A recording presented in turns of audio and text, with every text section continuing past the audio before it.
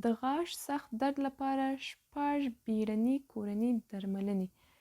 د غاښ درد یو عامه ناروغي ده. لاملونه یې ډیر دي. د هغو کسانو غاښونه زیات درد کوي چې سوري ولري، مات شوي وي او یا تور شوي. خو له دغه کسانو پرته د ډیر ګرم او یخ خوراک څښاک وروسته د ځینو خلکو غاښونه درد کوي. په اوسنۍ دوره کې د غاښ درد لپاره لسګونه ډول درمل او ګولۍ شتون لري چې ډاکټران یې توصیه کوي. خو په کم یا هم لنډ وخت کې د غاښ درد لپاره دغه 6 کورني بیړني درملنې تر اوسه ګټورې تمام شوي دي. له موږ سره اوسئ. لومړی، اوبه او مالګه.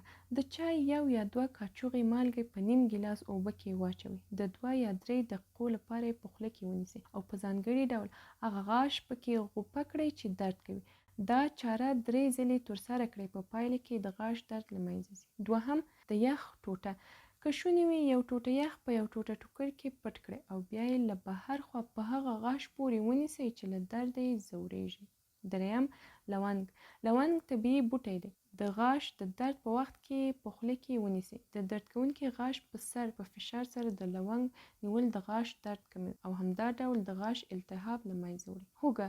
د غاښ درد د مضرو باکتریاوو له امله وي. هوږه د خپل تیز خوند او بوی په واسطه کولی شي چې دغه مضرې باکتریاوې ووژني او د غاښ درد آرام کړي. پنځم، د چای استعمال شوې کڅوړه.